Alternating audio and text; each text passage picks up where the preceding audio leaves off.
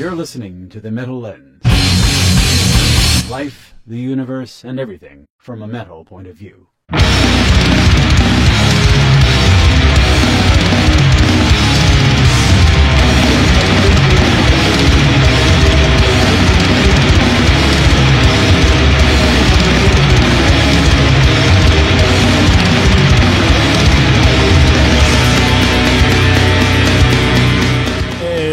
Again, my metal friends. Again with this shit, huh? I am Troy, and this is Ramon. I'm getting tired of saying that. Oh, yeah? It's going to come to a point sooner or later where I don't feel the need to do that anymore. You know who we are, and if you don't, you probably don't give a fuck. Yeah. So, second podcast of the new year. The new year, 2019. Yay. AD, just for, clarity. That's kind of funny, AD, BC. Because I was arguing with somebody at work not too long ago about Christianity. And we're not going to get into religion because it's... But he was... Because it's 2019. Yeah, well... But he was like, and I was talking about how popular, it's the most popular religion, one of the most popular. He goes, no, it's not. It's very unpopular. I'm like, you don't know, that's not what I mean. I mean, it's like a lot of people follow it. It's like, that's not true. I'm like,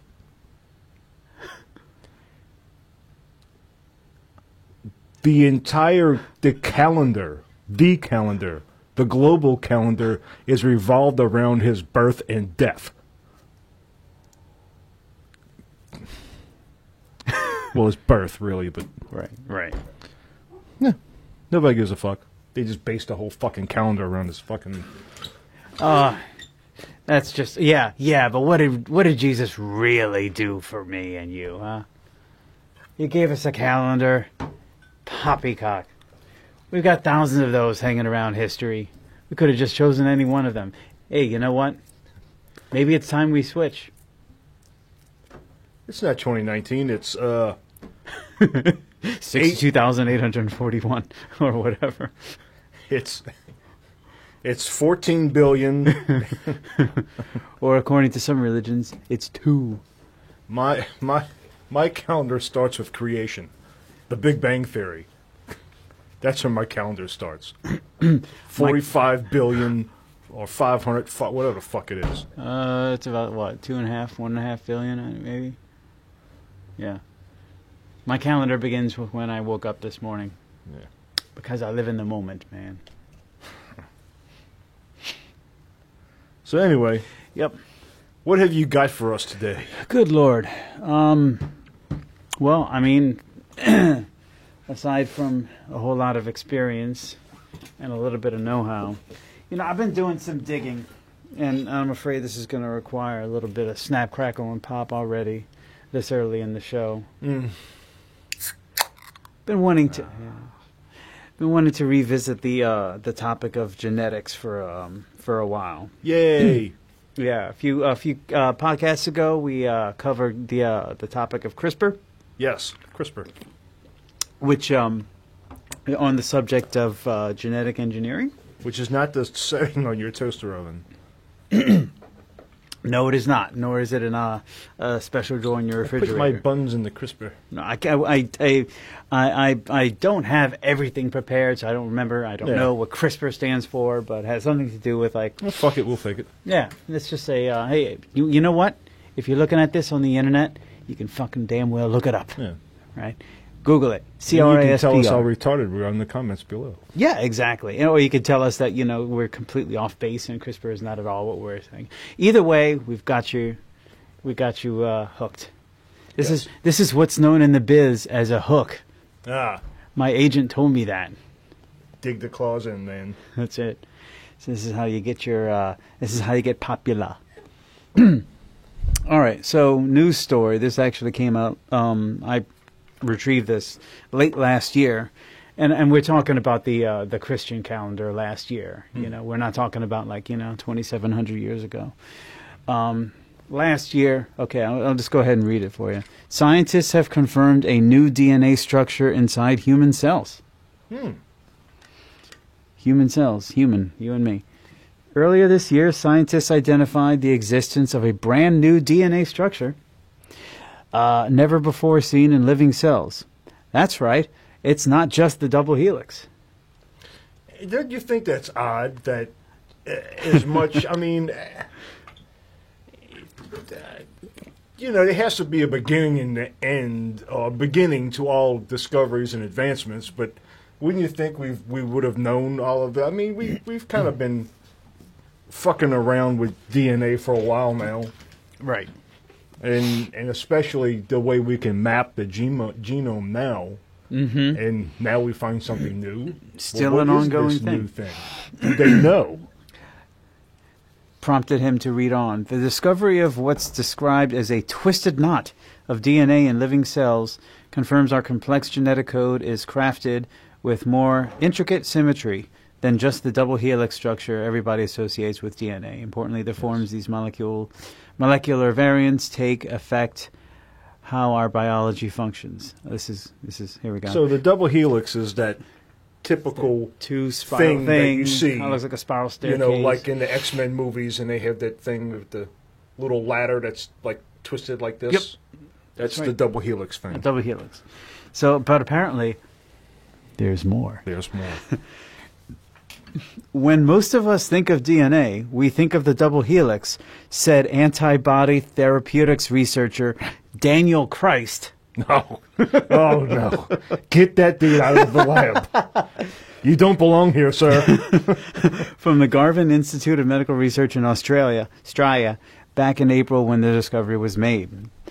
New research reminds us that totally different DNA structures exist and could well be important for our cells. The DNA component the team identified is called intercalated motif, I motif structure, which was first discovered by researchers in the 1990s, but until now had only been witnessed in vitro, not in living cells. So I guess they've seen this stuff like in lab settings, but not in a cell that's alive, that's just been like pulled from not in action from a not in action from a living specimen or whatever. Let's see. It goes on and on. Previously coming to question, given early demonstrated in the lab, demands new attention from researchers. If your only familiarity is with DNA shapes in dual helical spirals, made famous by Watson and Crick, the configuration of the intercalated motif could come as a surprise. So it's like a little something extra that we didn't know was there. So...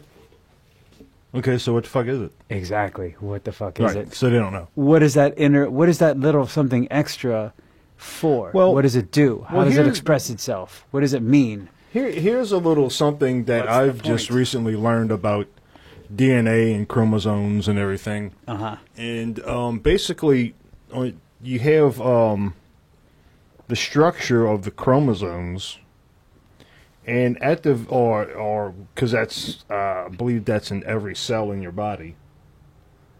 Is that chromosomes or is that DNA? Or DNA is chromosomes, contains chromosomes. DNA chromosomes are made up of DNA. Yeah. Chromosomes are present in every cell of your body but they're going to be different in like reproductive cells, so sperm and ova, because they have to have half of your chromosomes in order to contribute. So it's a little different. But everything else, I think it has the same... But as far as chromosomes go, the structure of the chromosome at the very ends of the chromosome, they have these little things, I don't know what they're called, but they're kind of like little buffers. And what happens is all kind of shit happens to your cells. I mean, we're getting cosmic radiation coming through us and everything else, and they get damaged and bombarded with shit and everything else. And what happens is those buffers absorb the damage. As you get older, those buffers get smaller and smaller. Hence, you're more susceptible to diseases and cancers and different changes in your cells as you get older because you've lost the buffer. That's part of the aging process. Huh. And it actually, and it gets to a point to where different things happen, and it actually changes your chromosomes. It actually changes your DNA. Mm-hmm. Hence, you get gray hair. Oh. Hence, you get wrinkles. Hence, and things like that start to happen, and that is why. And I did not know that. That is interesting. And now you know that. Now we know that. The more you know. The more you know. So so that's there's been a lot of research in aging. I mean, there has been for a while, but like now they're looking into obviously the genetics involved in aging. Which to me would make sense, would be like sunblock.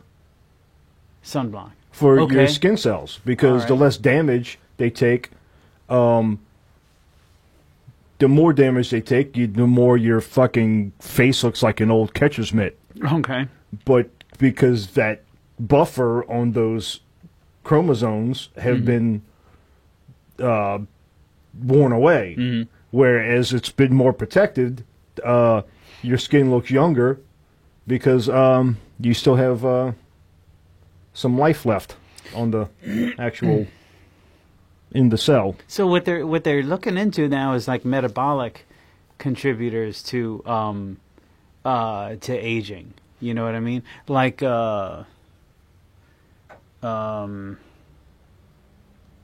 shit. I mean, even like as far as like the role of diet and nutrition in aging factors and stuff, which is and there's a lot of different things about that too, because I mean, you could put it any way you want. Our diet is fucking horrible. Right. My diet's horrible. Your diet's horrible. It's fucking yours might be slightly better than mine, but it's just we're deficient in a lot of fucking things. Mm-hmm. But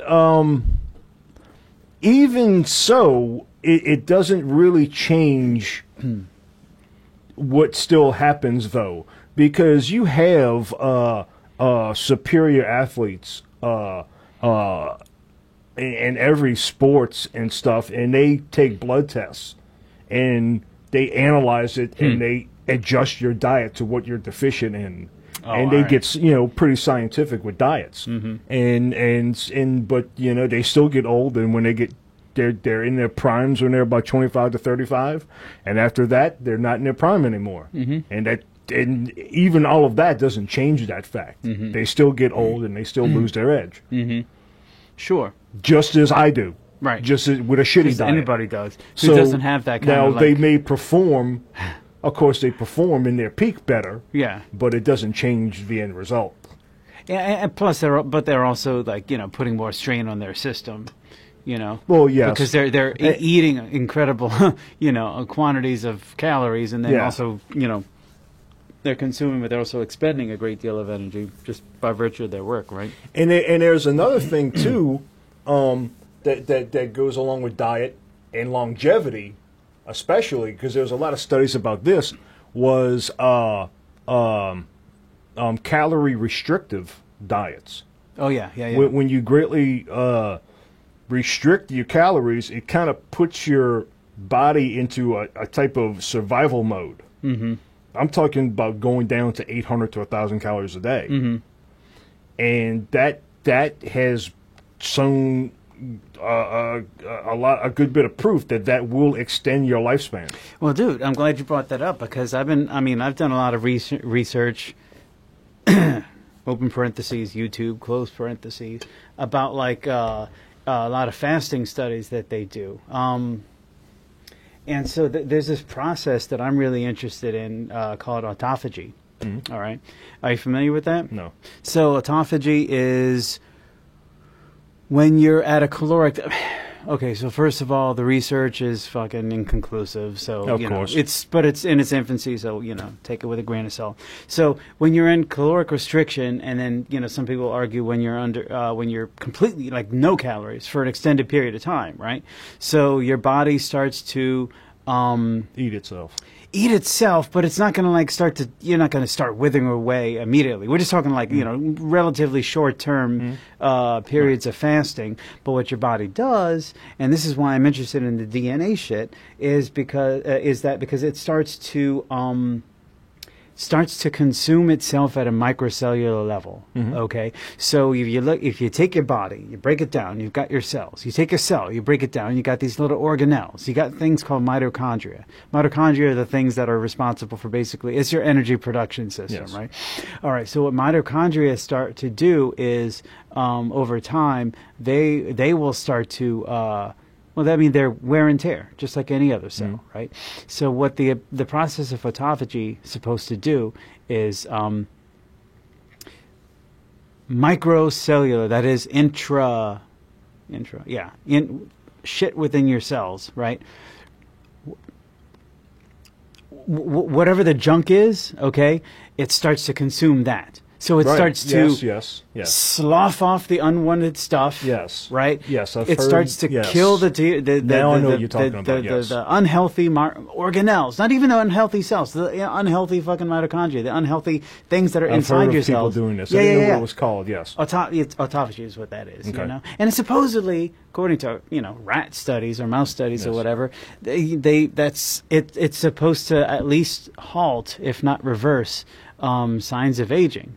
So I can't help but wonder if that might have an effect on that chromosomal buffer that you're talking about, when it comes to like the effects of aging. Right. But I mean, how are we going to know until, like years down the line when they're able to do those long-term kind of study things? Well, and we are living longer. We are living longer. True that. And this was the thing. This was the thing that Okay, so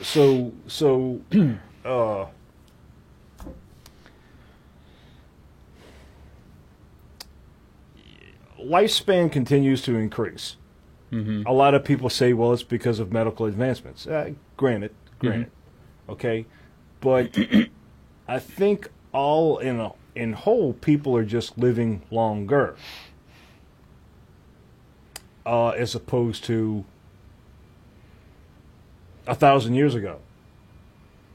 Okay, so is it so much medical advancement, or is it just, I mean, they've had, if your appendix ruptured 600 years ago, well, you're going to fucking die.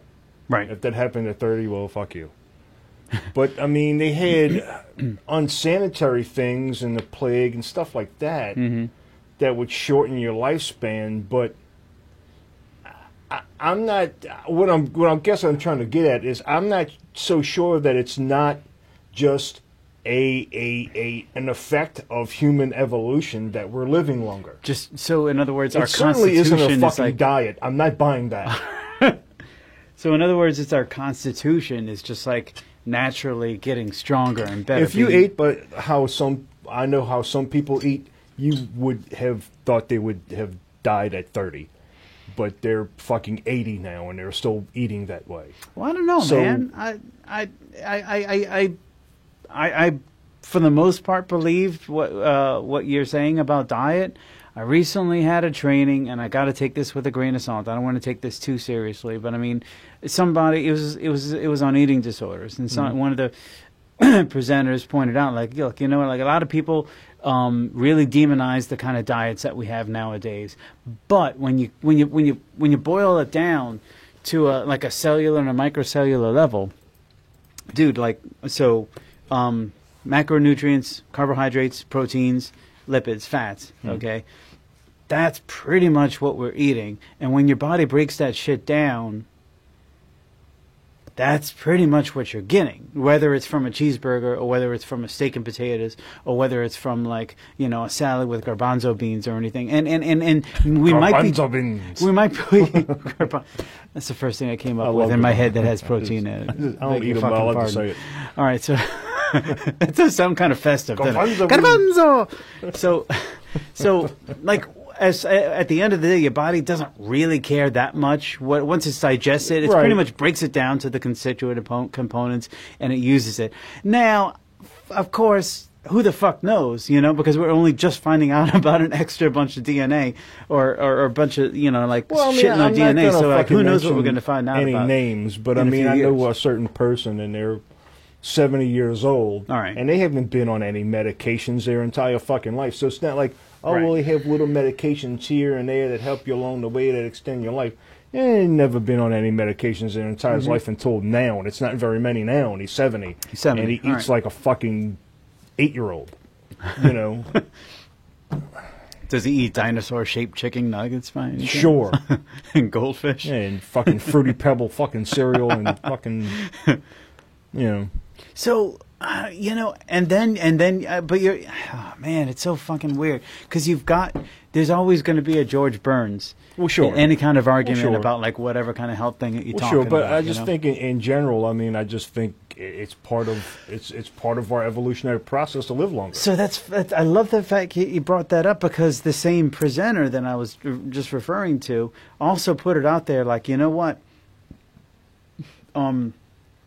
We don't know everything there is to be known about diet. We don't know everything there is to be known about physiology, obviously, and genetics and all this shit. But one thing that we have noticed that seems to be pretty consistent in every observation that we've had as a scientific community or whatever about humanity is that we're fucking adaptable and adaptive. Well, yes, and that's true. We have learned to I was just reading this thing not too long ago about about the paleo diet. Okay, you're familiar with the paleo diet, right? Yes. The whole idea is you're supposed to keep your diet consistent with like whatever was available in the Paleolithic era.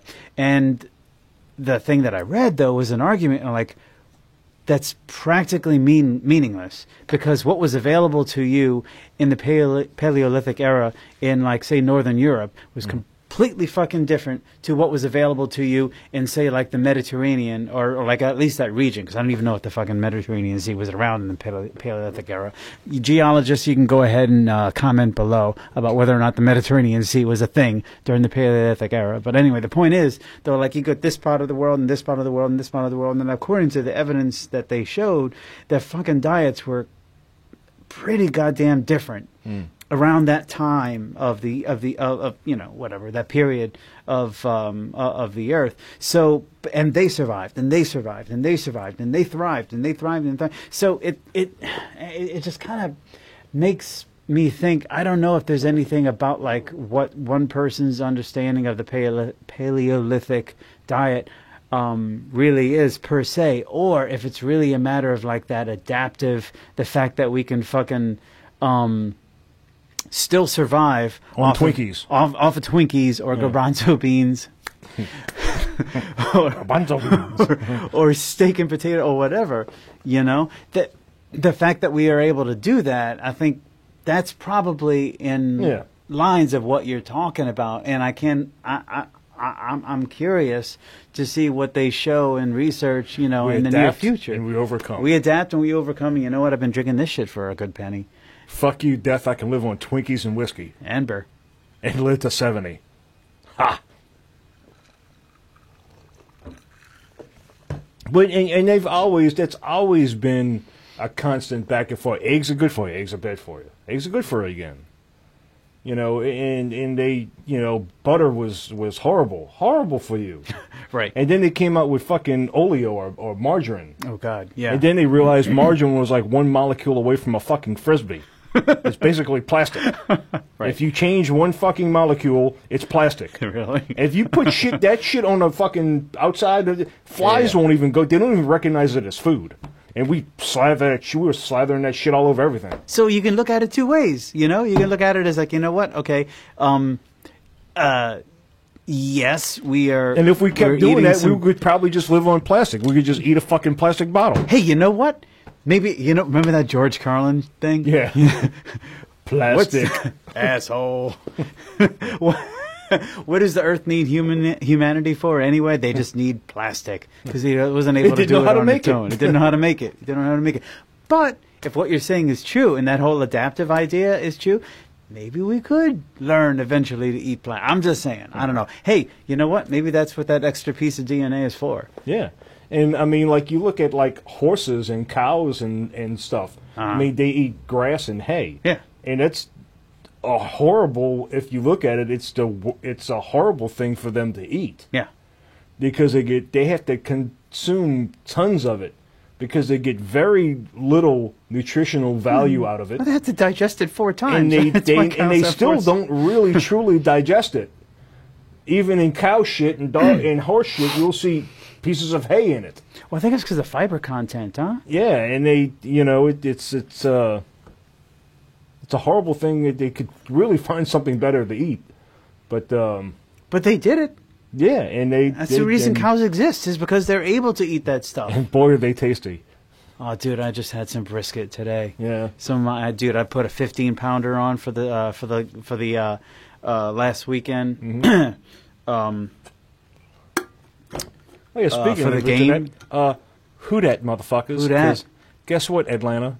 We're coming to Atlanta, and we're winning the fucking Super Bowl in fucking Atlanta. Despite what your mayor had to say. Did you hear about that shit? Yes, I did. Yeah. And fuck her. And That's where we're coming. And she apologized, by the way. Oh, I was just joking. Right. Well, and that's like all politicians will. Oh, you don't like that? Oh, well, fuck, I apologize. Oh, you forgot that we're listening to you. Yeah. You will be held accountable. Yes, most of what you say is being recorded. So the Rams are up next. Yeah. In 2 days. Last weekend we slapped the shit out of. Well, in the third quarter. I will have to say. Did you see that game? Yes, I did. Yeah. That was a nail. Started out a little rough. Mm-hmm. Yeah. We overcome. Yes, we did.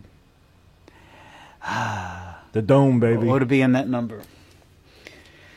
Oh. Anyway, how do we get there? Oh yeah, brisket. Brisket. Yeah. So that's right. So, by the way, do you know where the brisket comes from? By the way. Oh yeah. I happen to know. Fuck. Isn't it? Don't say cow, because that's a cop out. No. Isn't it like the back? Actually, it's the pectoral muscle. That's right. Of the cow. That's right. It's in the front. It's the big old Arnold Schwarzenegger, thumpy pectoral muscle of the cow. Big, massive slab, dude. So anyway, yeah, I put on a dude. It was the last one that Costco had USDA Prime, 15.61 pound massive brisket. What's funny? I used to hear about meat in this country. What's that? Is that like we can't really? It's hard for us to export meat out of our country because a lot of people won't accept it. Like it won't pass regulation. Interesting. I don't know if that's true anymore. That was something that I heard years ago. I'm curious though. Well, because every country is going to put together their own laws, their own regulations, right? And ours don't meet a lot of other countries. It's like eggs between the USA and Europe. Do you know about that? Okay, so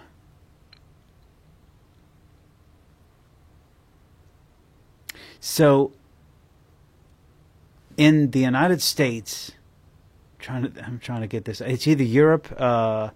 Or just the UK. In the United States, they wash their eggs. They wash the exterior of the eggs. Okay, and so I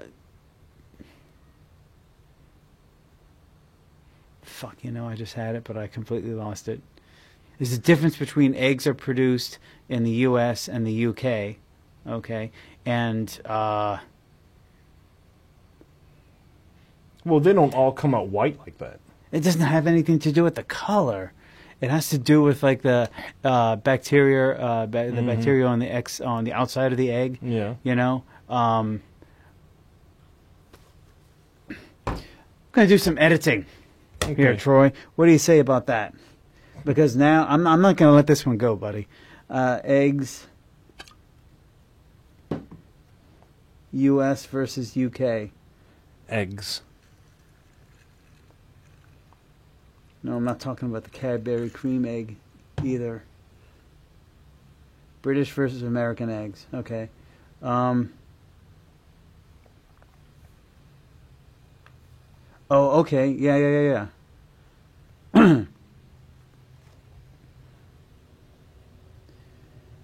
Okay. English eggs look and taste very different from American ones.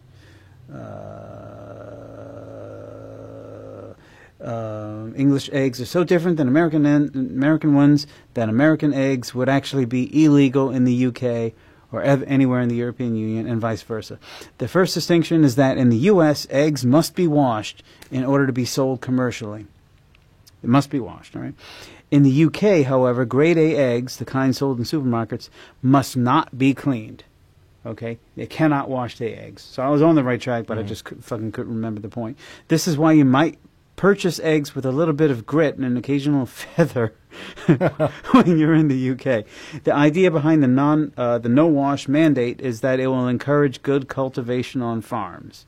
Okay. It's in the farmer's best interest then to produce the cleanest eggs possible, as no one is going to buy their eggs if they're dirty. The USDA doesn't see it that way. They're concerned that the potential of fecal matter making it from the farm to the egg, which being a porous object could transfer microorganisms inside the egg. Okay. Well, yeah, I mean, if I bought eggs with grit and feathers on them, I would probably at least rinse them and, before I crack them. Yeah. Okay. This is what it is. There's a thin layer around the shell of the egg, all right, called the cuticle. In the U.S. and in Europe, all right, when you don't wash the eggs after they've been, in the processing before they're being sold, okay, it leaves the cuticle on, and the cuticle apparently has a protective effect. So it protects against bacteria and stuff, all right? Well, but I don't remember any problem with our eggs. I don't remember any problem with our eggs either. It's just that when we'll have a problem with maybe some chicken once in a while and different things with beef like E. coli and stuff like that, but I've never remembered anything with eggs. Well, the thing is when they talk about like food safety around eggs, okay, come to find out it has to do with the exterior of the egg rather than the interior, Because, I mean, if you cook, you cook eggs or I mean, shit, you could eat a raw egg, really. But the problem is if you come into contact with the shell, with the exterior, that's where the actual bacterial danger is. You see what I'm saying? Like, inside the egg is actually fairly sterile. Well, sure. But, I mean, if you crack an egg, you're going to get That's the thing. But in Europe, they don't wash the eggs, so the cuticle's left intact, and that's supposed to... It seems to me like both are very acceptable. It probably is. And I don't know if they even refrigerate eggs in Europe. They probably don't. They may not. Apparently, you really have to. Just like you don't really have to refrigerate mayonnaise. That's like ketchup. Some people just prefer it cold, but you don't have to refrigerate ketchup. No, that's just downright stupid. Why the hell would you want to refrigerate ketchup unless you're, trying to keep it away from like bugs or whatever? Do you refrigerate ketchup? Yes, we do. Do you prefer it cold? I don't really eat ketchup. Okay. I don't like ketchup. Okay. Because I think whatever you put ketchup on, it just tastes like ketchup. Fair enough. But the kids eat it, whatever. But right. it's just because I guess we prefer it cold. Because barbecue sauce we do not put in the refrigerator. Okay. And it's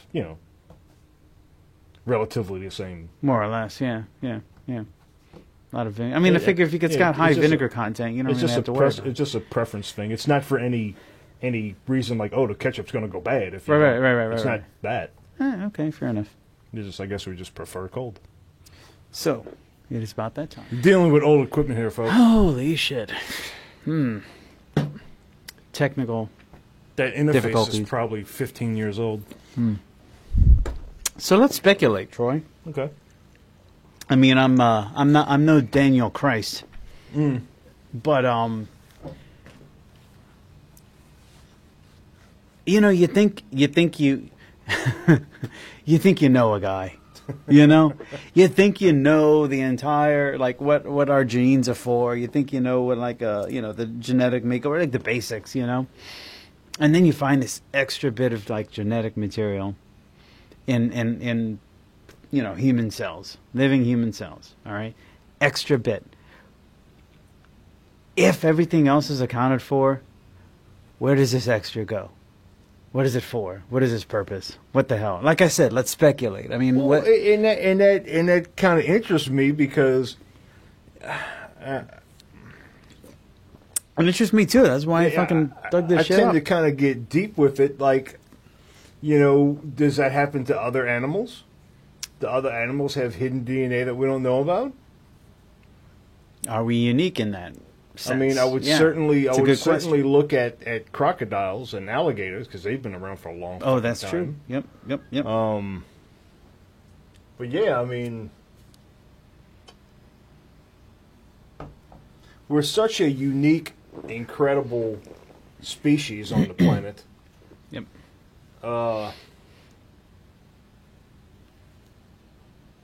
And I tell you, I used to think that it was just some kind of divine intervention that makes us so special. But now I kind of lean to think that it was just the stars and the planets aligned, and we were just happened. And the way we happened lined us up to succeed. Incredibly succeed. Okay. As a species.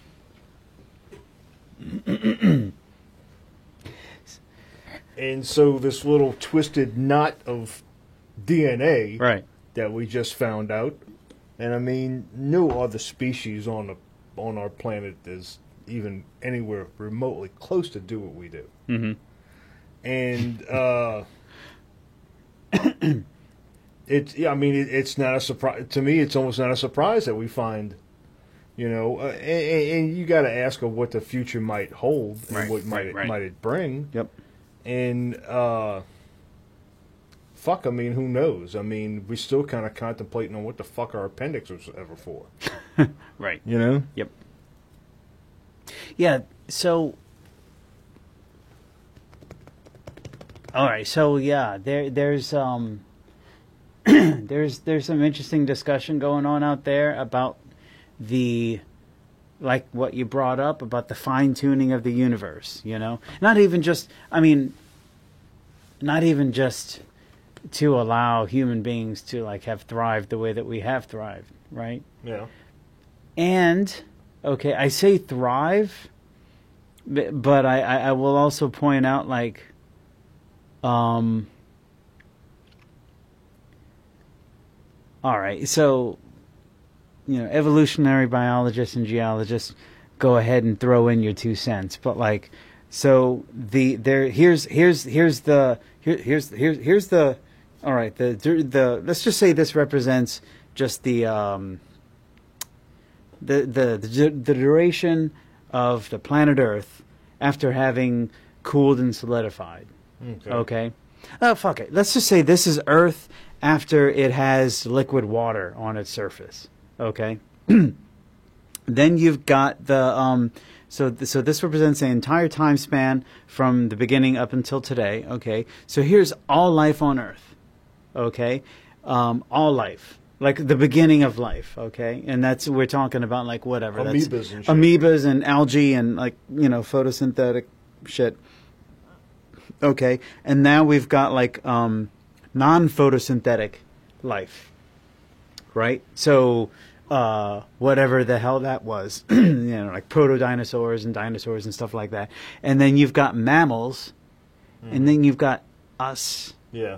Right, or the proto-us, and then us. So anyway, the point is like we're this very small sliver compared to like, as far as like our time on Earth, it is very limited and very small compared to the grand scheme of things. And as far as we know, the things that we have achieved,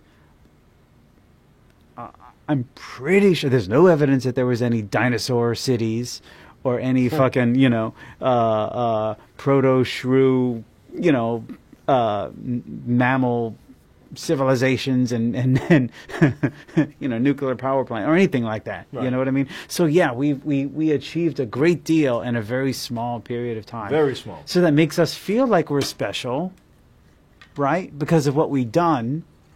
Our time on Earth is nothing special. I mean, the fucking dinosaurs had reigned over the Earth for fucking millennia before we were even a dream, right? But there's the fact that we achieved a great deal in a very small period of time, so that might make one thing from an outsider's point of view make us seem pretty damn special. But also we're us, so I think we have a bias there. We're gonna kind of view ourselves as pretty special because to think otherwise means there's nothing special about this and nothing about us, and that might seem a little nihilistic to some. Yeah, and I've always said that, and I've always thought that. I think like a lot of people who think that we're all truly unique and truly special and that we must be created by some higher power or some intelligent design or whatever. Yeah. I really don't think people understand the timeline. Okay, yeah. They don't grasp the concept. Yeah, now, yeah. And I'm not faulting these people for that because, right. God damn it, it's an incredible concept to comprehend. Mm-hmm. It's not easy. It's you say 4 billion years. Okay, that's just a really long time. right. What does that really mean? Mm-hmm. And I've heard this explanation before, and it really kind of put it in terms to me. Mm-hmm. If like 1 million years was like 3 days, 1 billion years would be like 8 years. Okay. The difference between 1 million and 1 billion. Yes. We don't really understand that concept. You just think it's like another couple of million. Right. No, it's right. It's an order of magnitude of 10. Right. It's an extraordinary number of millions. Mm-hmm. A million is a long fucking time. Yeah. So if 1 million was 3 days, 8 days, 1 billion would be 8 years. Yeah. That's how long, and nobody, I don't think anybody really, and in distances and stuff like that. Like when we talk about space and people talk about aliens and shit like that. They don't realize how fucking expansive space is. Mm-hmm. You say, well, the closest star system is 70 light years away. Mm-hmm. Well, what does that mean? It's just a really far... No, it's not just a really far... It's fucking unfathomable amount of distance away. Oh, dude, yeah. If you could travel at the speed of light, which we can't, right? Not even remotely not close. Even close, right? It would take you 70 fucking years to get there. That's how fucking far away it is. Right. I mean, like this room. You take this room, and the Earth would be a fucking fraction of a pinhead, right? Of what the universe is. Yep. So something was. Here it is. That little speck of a pinhead. Yep. That the Earth is. There could be something right here, not fucking over there in the room, but right here. You would never know it. You would never fucking know it, dude. Fermi's paradox. Are you familiar with Fermi's paradox? I started looking into. I brought it up before in this podcast, but it is. I like the idea of paradoxes. I do. I enjoy them. Well, it's fucking thought provoking in this regard. For sure. So Fermi's paradox, just to kind of summarize, right, is okay. Given the expansiveness of the universe, right, the vastness of it all, yes, right, and given the age that we estimate it to be, right, you would think that at some point we would have some recognition of a sign, of a clue, of a hint of the presence of some kind of life, not even extraterrestrial, not even intelligent life, just some kind of life. If we could find some drooling idiot, within like radio telescope range, that would be phenomenal, compared to like the possibility that we're in this alone. You know what I mean? Oh, and dude, that in and of itself is a scary and disturbing thought, to think that like the smartest of us, okay, still hasn't been able to dig us out of this shit. Right. Right? Just a single-celled organism in a puddle of water would be fucking astounding to find. I tell you what, I never thought about it this way, but if we were to fucking zero in, imagine being like at like some radio telescope lab, or or even whatever, even like an optical and you're zeroing in and you zoom in into something that some object that is like I don't know, it's thousands, millions of miles away, all right, and you zoom in and you see what appears to be a pile of shit. The obituary guy. That son of a bitch. He would be there, wouldn't he? Huh? No, just a pile of excrement. That would be fucker's on one of the moons of Saturn. He's everywhere. God damn it. No, but seriously, that as ridiculous as that would sound, would at least be like strides further than anything we've obviously discovered before. We've discovered signs. There's probably been water on Mars. Yeah, that's it. Mars, water. That's it. You know what I mean? And obviously, there's water. Different kind of gases and water in different forms, ice. On different planets and shit. But like the discovery of that, it's significant because it lends the possibility that maybe there was like protozoal life on fucking Mars, dude. Yeah. And to just be able to find... Anyway, the point is, Fermi's paradox, it throws out the question why. Why have we not come into any kind of contact with anything that and that's what I'm given the vastness of the universe in the age. I think it's incredibly reasonable that we have not. I mean, it would almost be stupid to think that we would. Okay. I mean, it's so vast and it's unfathomably huge. Yeah. It's like I have relatives in Montana, in Billings. Okay. And my parents went there and they took pictures of like these little mountain ranges and shit, Mm-hmm. And it's like just in Montana, like by Yellowstone and stuff like that. If you were looking for something in there, you ain't gonna find it. Okay. If you wanted to get lost in there, fuck them, they ain't finding you. Okay. You can't find what the fuck you're looking for in a mountain range in Montana. Okay. How the fuck you gonna find it in the universe? Okay. And it's like that radio broadcast thing that I bring up.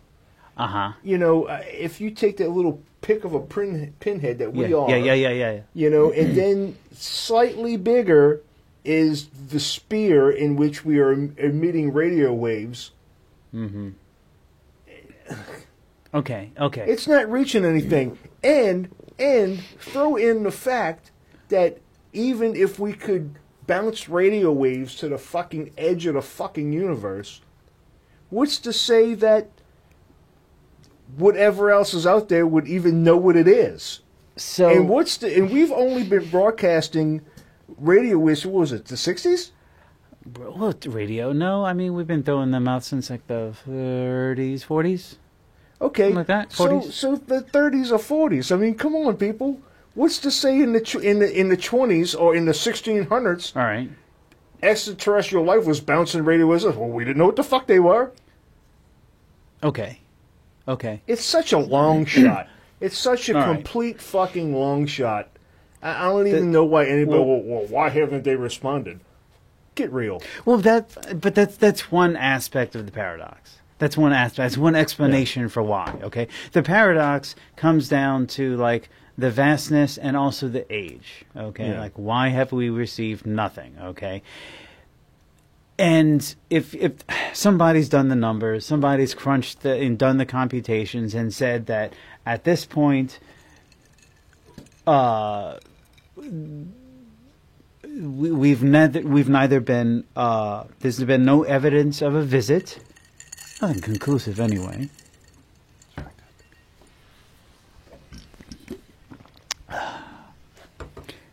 Look at that mouse right quick. I'm afraid that might have contributed to... Okay. Yeah, it just makes me nervous when I see that. All right, so no conclusive evidence thus far of having been visited. Yeah, we've been receiving radio waves for about 70 years, or radio, whatever. So there's been, but in that time, no evidence of anything, coming our way. All right, no evidence of anything that we've seen in any of our telescopic efforts. Right? Yeah, we've been barely scratching the surface of what's out there. Okay, but given the number of stars, the number of planets that are within each solar system of every one of those stars, that when you do the numbers and you work out the probabilities, there should be at least, exobiologists, correct me if I'm wrong, a minimum of 10,000 Earth-like and perfectly intelligent, life-sustaining planets within the galaxy, I think. I think it's just the galaxy. Might not be even the known universe. I want to say 10,000. Mm-hmm. 10,000. Huge number, vast space, large amount of time. I get it, all right? But the fact that we haven't seen it yet, it's probably a very Earth-centric view. But you'd be surprised at how many people don't realize that. Yeah. The possibility is up to 10,000, or what do you mean? No, that we've actually found over 1,000 planets. Oh well, we found them, but I'm just not even talking about. And a lot of we've people, seen. but your average person doesn't even realize that. Dude, the average person hasn't even seen their penis in years because they're fucking fat. And they figure it's like ridiculous. They don't even accept any realities beyond our solar system. And if you really think about that, and as long as we've understood our own solar system, you would think that's pretty juvenile, infantile thought. Dude, there are people who still think that the Earth is flat. Yeah, oh, fuck me. Well, okay, I don't want to get into all that.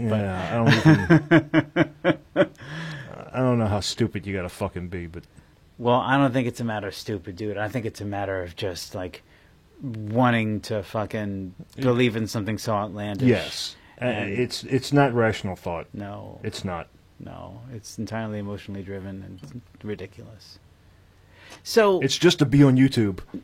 But I'm not talking even by what we've seen. I'm talking about statistically speaking, considering the rarity of Earth, like in the solar system or even within our observable, section of the galaxy.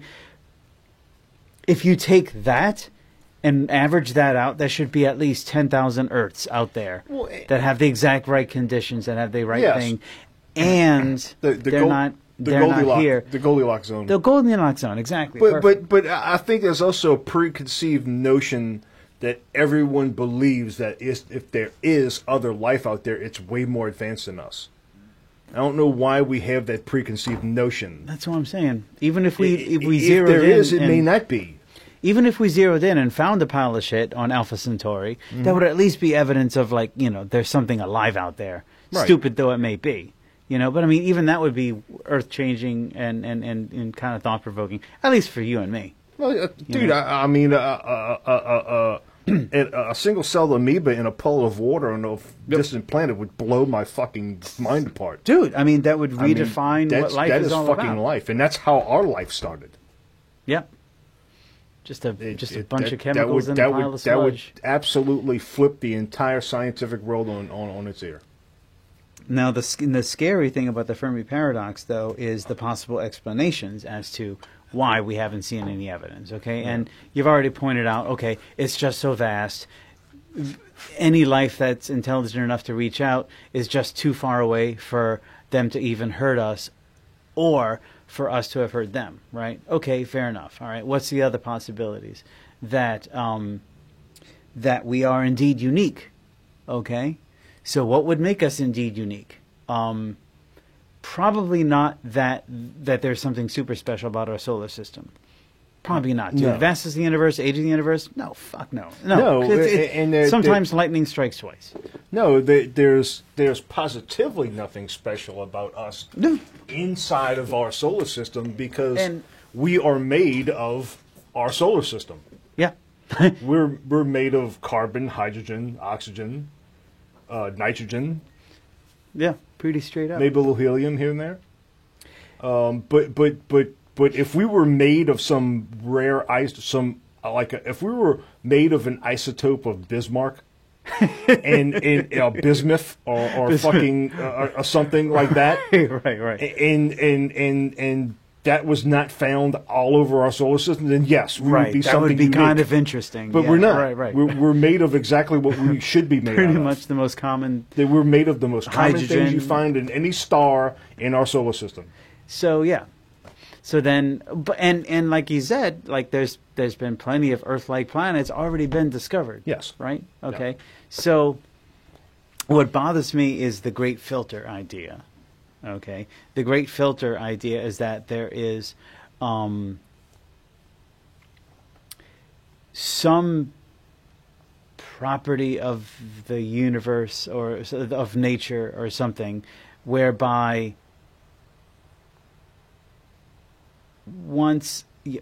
it's like Rome, ancient Rome. All right, you get a government made of people.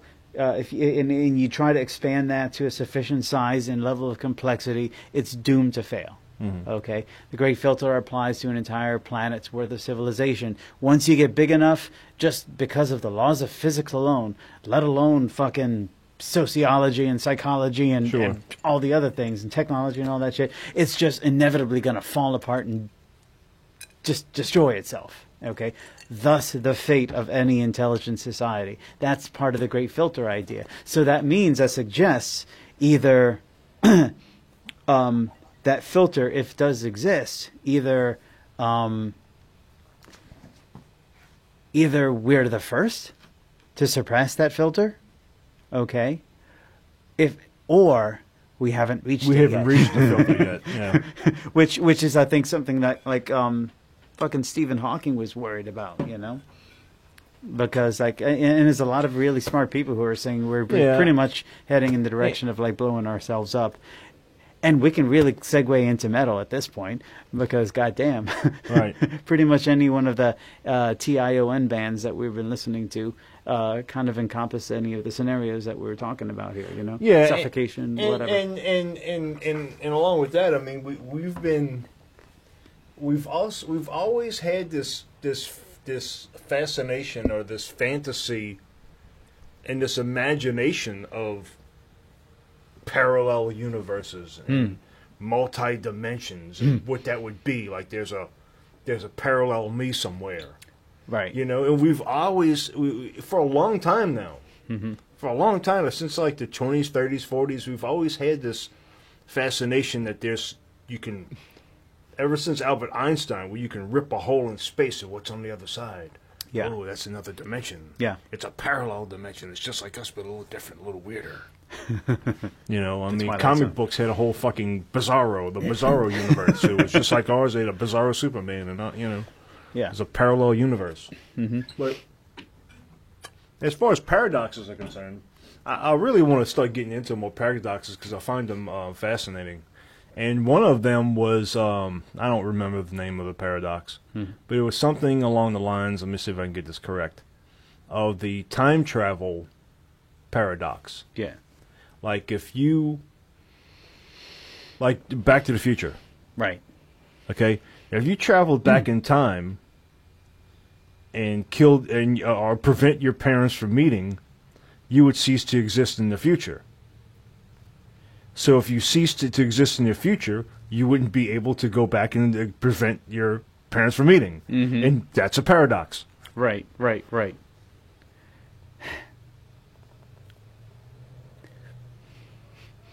There was... I enjoy paradoxes much more than irony. Some people get excited about irony, but paradoxes are much more fascinating. So this is kind of like reaching, but there was this. I saw this this conversation. There's an interview with this guy who's he's a theoretical physicist. His name is York Dobbins. He was working out of Princeton University at this place called Pear, which was the Princeton. It's no longer. It's not in operation anymore.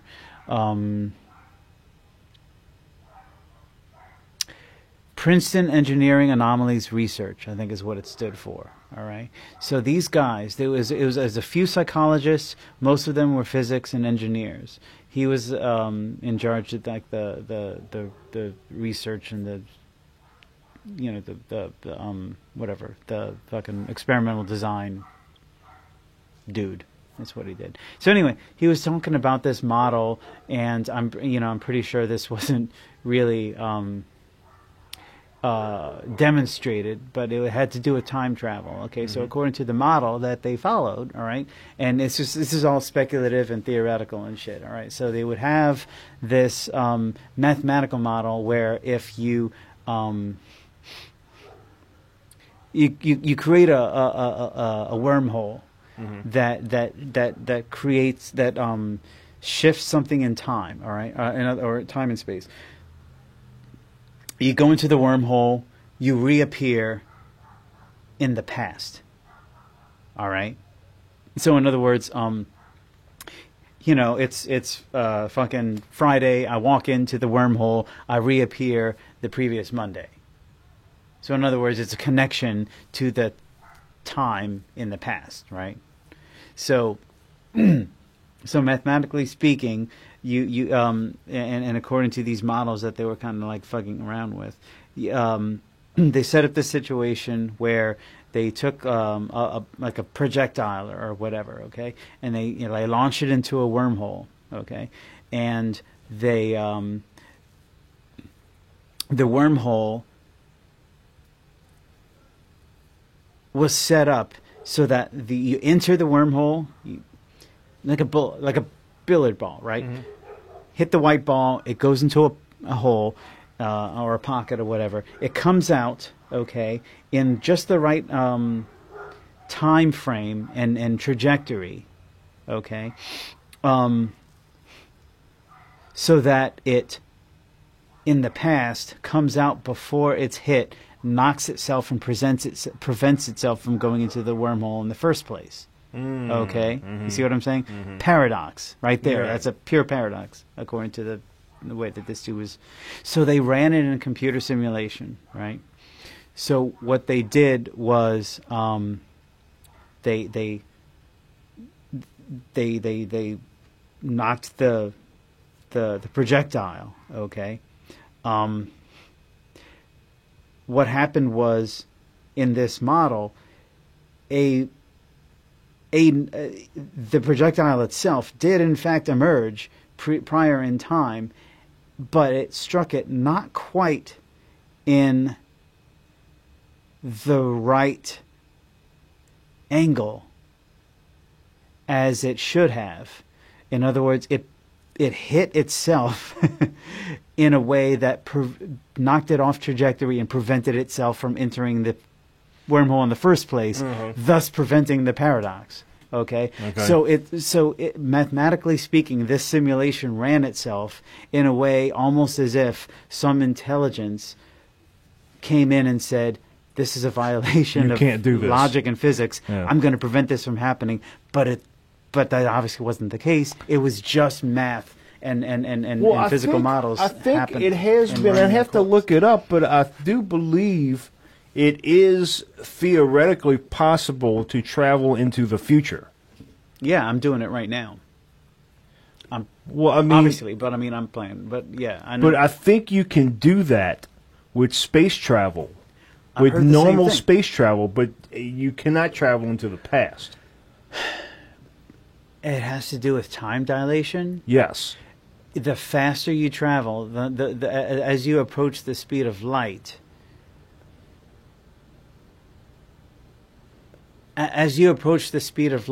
you essentially travel faster than everything else, right? And so Yeah. everything else kind of has to catch up with you, Right. right? So in effect, you are kind of like traveling into the future, Yeah, because everything else is. I think they worked that out mathematically, and it is possible to travel to the future. Yeah.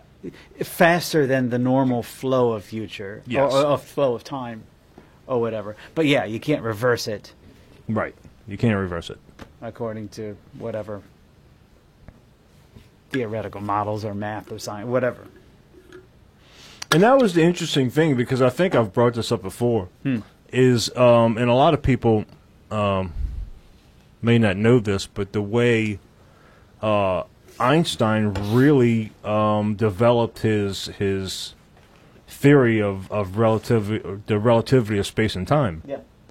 And it presented a pretty unique way into how Albert Einstein's mind worked, and how he was able to draw this conclusion. He was I think he was in Sweden at the time, and he was on those big buses, those double-decker. He was on the top. Okay. And he was traveling in the big square in the city. There was a big clock. Clock tower. And he noticed, as he was going away from the clock, traveling away, he noticed back and very little time had passed. And then perhaps the bus had sped up and he was further and further away and very little time had passed. The Doppler effect. And that pretty much sparked his interest into space and time. He's traveling distance, and he's traveling greater distances and speeding up at an exponential rate, and little time is passing. Yeah.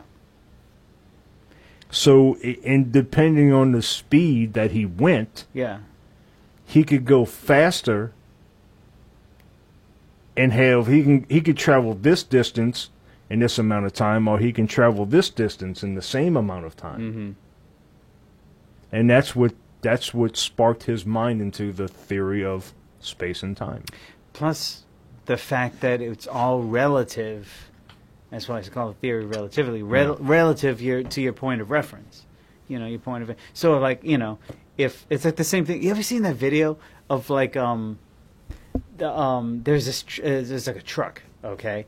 And they have, like, some kind of, like, backdrop that kind of, shows the difference between motion of an object or whatever. It's a truck, and it's speeding along at, like, 60 miles an hour, and then it fires a cannonball or launches a bowling ball or something back at 60 miles an hour, right? So if you see the truck and you launch the, you ignite the launcher or whatever it is. It's not a cannon, but whatever. You see this cannonball speed out at 60 miles an hour. But then they had a camera, hold still, truck's going 60 miles an hour. At this certain point, it launches the cannonball, and you just see this ball go. It doesn't do anything. It just drops to the fucking ground because it's already going this way, but then it's being launched that way. So the different forces just kind of nullify themselves. So you just see this ball just kind of drop. So it's shot at the opposite way. It's shot the opposite way. Yes, the truck's going this way, launches it that way. But it's funny because you're seeing it go this way. If you were riding on the truck, though, you would see that ball go pew, right. Because you're going 60 miles an hour in that direction.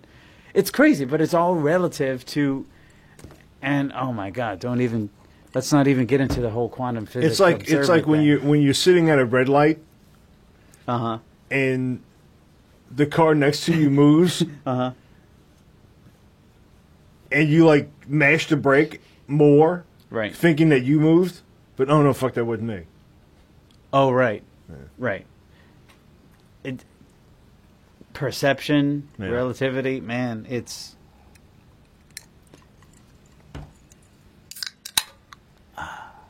a mind fuck, man. Yeah, I enjoy paradoxes. Paradoxes are cool. So I guess about this DNA thing. Yeah. Perhaps the twisted knot. One of the first thoughts. I'm reading comic books again. I have this app, the Marvel Unlimited. Oh app, yeah. And I've been reading a lot of older comic books that I read when I was a kid, and one of the first things I saw was, maybe that's the mutant gene. Hey now. And that's always been a fascination forever of, the bigger, better, stronger human being. Everybody wants that ideal, that apex, that perfection. you know, I don't want to get hit with gamma rays, but if I could turn into something incredibly strong, then maybe I do. Might be worth it. Yep. So I mean, who knows what the human body is capable of, and when you get into manipulating genes and DNA, you're essentially changing the human being. Yeah. And making us something that we're not now. Or weren't before. But could be. So that's we talked about that before. We touched on that, like, you know, with the CRISPR thing, like, you know, would, if you could manipulate or engineer, right, a superior human being, would you?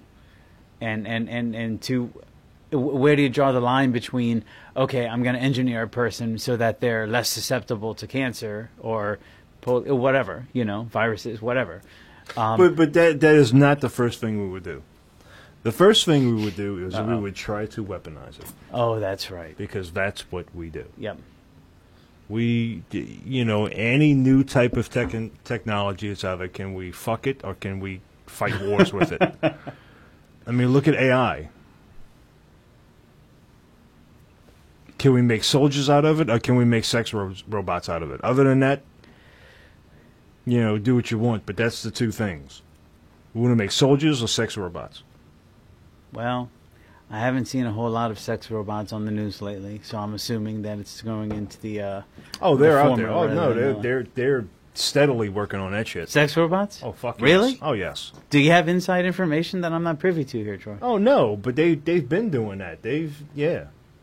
And they've got quite a few of them out right now. Not particularly sex robots, but the AI robots that can communicate and learn your personality and be able to react to you, and they'll learn, you know, they'll learn your personality, and then after a given amount of time, they'll start asking you things about music. Mm-hmm. They'll start asking me things about bass and about metal, because they'll learn that after. The more I talk to it, the more it'll do that, and they've been working on that. And then once they got you feeling comfortable enough, because they already have the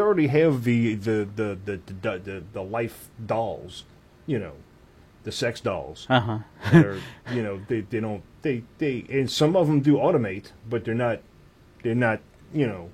They're not AI yet, but I mean, really, I mean, it's all laid out right there. I mean, once they get that AI thing, they just take that head and put it on the sex robot, and there you go. Put it on the sex doll, and there it is. and then before you know it, they'll start asking you for your credit card number. Yeah, and then you know, once it can, and they're making rapid. Advancements with robots, the automation of robots, the way they move and everything. They got those little four-legged robots and everything. It's walking down the hall and you kick the motherfucker. And right. It stabilizes itself. Fucking, no, I have seen some of those. So I mean, that's right there. Let's put a fucking rocket launcher on that motherfucker. Fair enough. Fair enough. I know, I've seen some of those demonstrations. They're pretty cool. Yeah. I just haven't seen anybody have sex with one yet. I know what you're saying, though. It's a matter of time. Well, I mean, all you got to do is... it's not that difficult. But they, you know... I'm sure. It's just typically what we do with any type of new technology. It's, can we fuck it or can we weaponize it? That's the two major questions. You know, I'm sure there's some footage at some dark lab at MIT at 2:00 in the morning somewhere that somebody's paying blackmail money to cover up. Well, I mean, look at drones. Oh yeah, it's cool. I can fly this thing around. Well, we're gonna fucking weaponize that. Well, it's been weaponized for a long time, man. Right, drones. But I mean, when it first came out, that was one of the main things they did. Well, you know, I mean, you can't really any new bang type of technology. That's what happens. We're gonna weaponize it. Can we fuck it? I'm just saying. I'm seeing a little bit more evidence of there being a lot of a lot of effort and funds going into the weaponization than into this AI. Yes, I get that. Well, I mean, it's pretty much the theoretical physicists and engineers that can't get a fucking date on Friday. Can we fuck it? Realistically, though, I think that there's probably more money to be made. Okay. You know, now that I'm thinking about it, if you've got, say, 50,000, socially inept and sexually frustrated, engineers and out there, okay, would you have a more sustainable business plan by creating robots that you can have sex with? All right. Think of the cost for production material and the technology that goes behind something like that. Or would you put that money towards artificial intelligence, okay, that, say, infiltrates their devices, their computers, pretends that it's a real woman out there messaging them, and basically socially engineers them into clicking a link to send them to some some scam site that bilks them out of their money or gets their credit card. Well, the latter for sure. And I mean, So that's how that's how a machine fucks you. Oh yeah. But I mean, you can also put a machine gun in its hand and put it on the front lines. And fuck no it, doubt, dude. And fuck it while it kills people. It's fucking. Die, motherfucker! So eat your vegetables and vitamins every day, Troy, so you can live to see the day when you might actually see CNN footage of that kind of shit happening. Yeah, well, I mean, and talking about that too. I mean, especially the way war has been going on now. Yeah. Considering the way it used to go up into World War One. I mean, Jesus Christ, dude, I remember. I mean, you remember World War One? No, I mean, how old are you? Desert Storm. Oh, okay. I mean, I was a little bit younger. I don't feel like doing the fucking math right now. Was that 92? Desert Storm. 80? The first storm. Just 90. 90. 90. Yeah. So yeah, I mean, I was probably fucking 13, 14, something like that. Yeah. 12, 13. But I mean, still, it was pretty fucking amazing. I mean, if I was old enough to fucking drink and fucking smoke a fucking joint and fucking have a 6-foot fucking erection, I mean, I'm watching a war on TV. Yeah. Fuck. Watching a war on TV. Yep. Watching those night vision green blips dude. blasting off in Baghdad. It's now I can watch skirmishes in fucking Baghdad and fucking Afghanistan on YouTube. I can watch units go out and fucking have firefights that they've recorded on the fucking helmet cams. And in a much higher resolution than we did back in the 90s. It's fucking beautiful. Sure. Yeah. I mean, I'm watching helmet cam footage.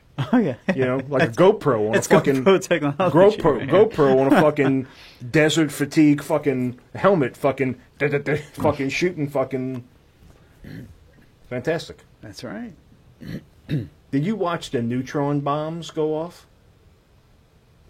I think it was in Fallujah. Yeah. Neutron bombs. Neutron bombs. Yeah. It's incredible. Neutron. I'm gonna look this up real quick because I don't want to get this wrong. And excuse me, I'm getting old. Oh man, that's better. Neutron bomb. It's a thermonuclear design. It's a small fission bomb. 2 components in place in a thick radiation case.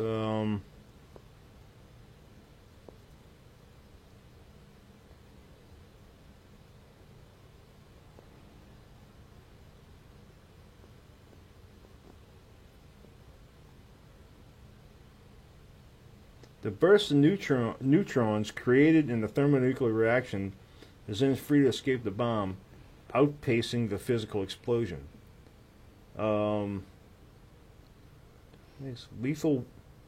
This makes the lethal radius of the neutron burst greater than that of the explosion itself.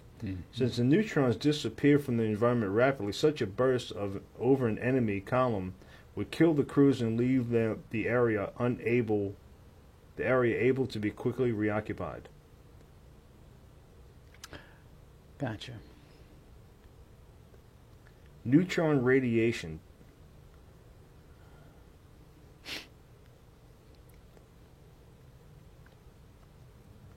I think what it does. Now we're getting into fusion bombs. I don't give a fuck about fusion bombs. I think what it does is it fucking it basically shreds your cells. So it does what radiation do. Yeah, but it doesn't linger like typical radiation. Gotcha. So once you set up the neutron bomb, it kills everybody, and then you can go right in. So it's basically like cleaner subatomic shrapnel. Yeah. Yeah. So it's a clearance thing, as opposed to like everything's irradiated and there's fallout and it's all this long lasting thing. Okay, cool. How can I get my hands on one of these neutron bombs? Talk to the U.S. government. They apparently have plenty of them. Well, the U.S. government is shut down right now, I'm going to have to wait on that. It is. No, that hasn't affected me yet at work, but it might. Really? And it's a fucking, it's like, Jesus Christ, okay? The wall may or may not be a great thing. Personally, I don't think it's going to solve anything. Mm-hmm. Do I think it's a good idea? Yes. Do we have the money to do it? Of course we do. But it's a fucking political thing, and in the end, we suffer. Mm-hmm. No matter which way it goes. Mm-hmm. Either we get the wall or we don't. Yeah. But this Mexican fucking standoff that we have in the fucking White House is not fucking benefiting any fucking body. Yeah. In the end, we the people are suffering. Yeah. And, we got the fucking money. We got El Chapo's money. We do. Right. But it's both sides have their claws dug in so deep. Neither one of them wants to move. Nancy fucking Pelosi and fucking McConnell and fucking Trump and they.